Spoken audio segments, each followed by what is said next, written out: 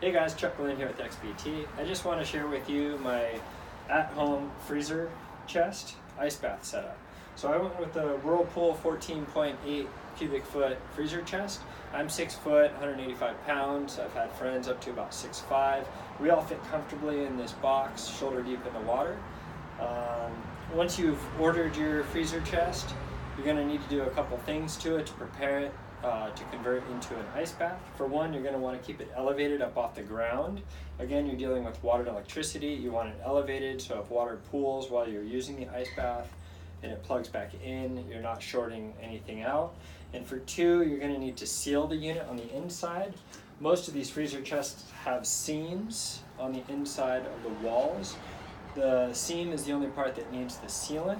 I used a 3M adhesive sealant. It's a marine grade, so it works really well in water. It turns out it's also a food grade, so it doesn't leach any chemicals into the water while it's sitting there. Once you get your freezer chest elevated, ready to go, it's all sealed, you can then put in the water. After a bunch of research on different ways to set it up with timers and so forth, this is what I found is the safest method, and for my living situation, also the best method for me.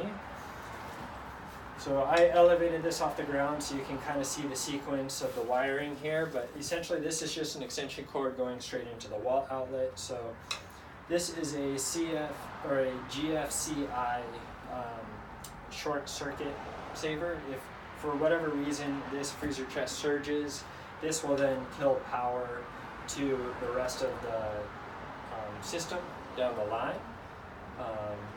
And then from plugged into that, I have a Wi-Fi plug. What that allows me to do is if I'm not home, I can simply from my phone turn on and off the unit. If I'm traveling away, I forget to unplug it. It's my own peace of mind that this thing isn't continuously running. Or on the other side, if I just finished a workout and I'm not sure, I can turn it on and make sure it's always ready to go. Plugged into my smart outlet is my temperature controller. This is an Inkbird. It's a heating and cooling system. I have my freezer chest plugged into the cooling. What this unit does here for me is allows me to set exact temperature and a temperature variance. So it has a 5-foot probe core that goes and lives down in the water, which is right here. That then relays the water temperature up to this. I have it set for 37, plus or minus 2 degrees. So it'll be, the water temperature will always be 35 to 39 degrees Fahrenheit. You can control this to whatever setting you want.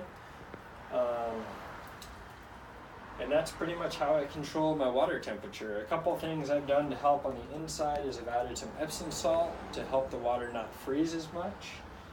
And I've also added a little bit of food grade hydrogen peroxide, and that just helps keep the water cleaner. I can get about 3 weeks of use out of this tub before I have to change out the water.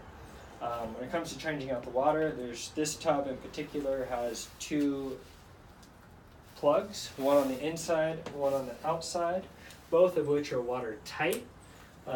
With this unit, it comes with its own hose adapter, real easy. You just plug that in, attach your garden hose here, run the drain wherever you need it to go.